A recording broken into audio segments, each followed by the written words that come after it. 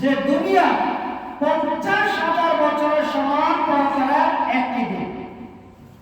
আর আপনাকে যদি বলা হয় যে আপনার এই প্রশ্নের উত্তরগুলো যতক্ষণ না দিতে পারতেছেন ততক্ষণ আপনি প্রাণ হারাতে পারবেন না। তার মানে একদিন যদি সময় অতিবাহিত করা তাহলে দুনিয়ার গণনায় 50,000 বছর। যদি 2 দিন হয় তাহলে 1 লক্ষ। চিন্তা করুন এই প্রশ্নের জবাব আমরা কি আসলে তৈরি করতেছি কিনা, আমরা প্রস্তুতি গ্রহণ করতেছি কিনা, এই বিষয়ে আমাদের জানার দরকার আছে। আছে না? আছে। রাসূলুল্লাহ সাল্লাল্লাহু আলাইহি ওয়াসাল্লাম বলেছেন যে আদম সন্তান 5টি প্রশ্নের উত্তর দেওয়ার জন্য তোমরা তৈরি হয়ে নাও। এক, প্রথম হচ্ছে আন উমরি ফিমা আল্লাহু আন উমরি ফিমা আল্লাহু। এক নাম্বার হচ্ছে যে তোমার বয়স সম্পর্কে।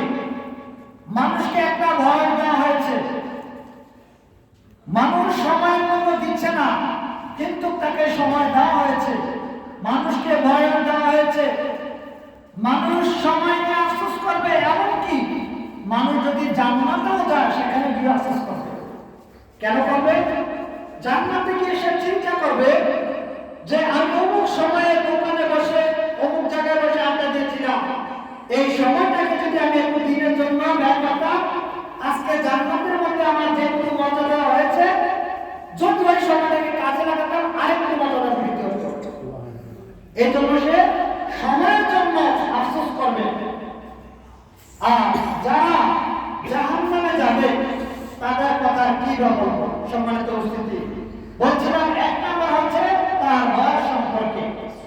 তাকে একটা বয়স দেওয়া হয়েছে, জন্ম থেকে মৃত্যু পর্যন্ত এই গোটা জিন্দেগিটা সে কোন কাজে ব্যয় করেছে, কিভাবে ব্যয় করেছিল, এই ব্যাপারে তাকে প্রশ্ন করা হবে। 2 নাম্বার হচ্ছে তার যৌবন সম্পর্কে। ওয়ান শাবাবিহি ফিমা আল্লাহু।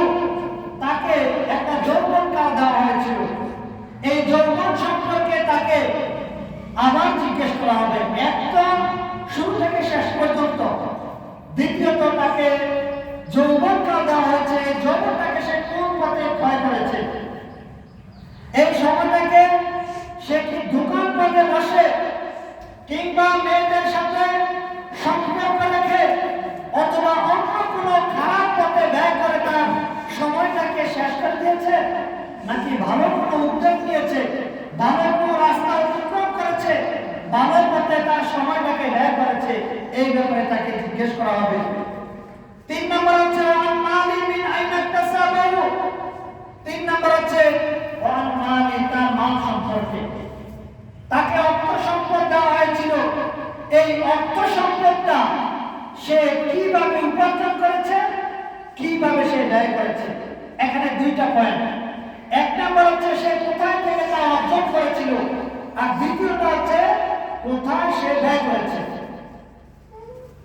হালাল পন্থা নাকি হারাম পন্থা, কিভাবে সে অর্জন করেছে।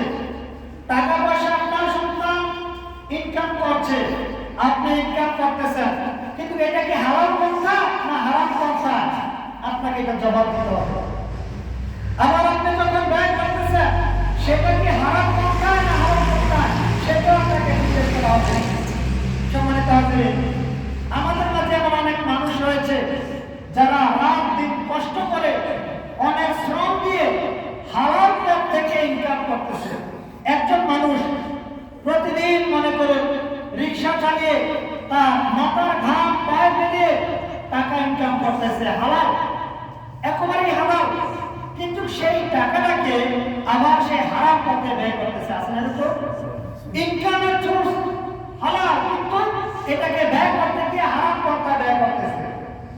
এরকম মানুষ অনেক রয়েছে, অনেক কষ্ট করে 10টা টাকা উপার্জন করেছে, একটা সিগারেটের জন্য সেই 10 টাকা ব্যয় করে দিয়েছে। অনেক কষ্ট করে সে টাকা পয়সা ইনকাম করতেছে, এই টাকাগুলিকে সে হারাম পথে বিভিন্ন ভাবে অপচয় করতেছে এবং ব্যয় করতেছে।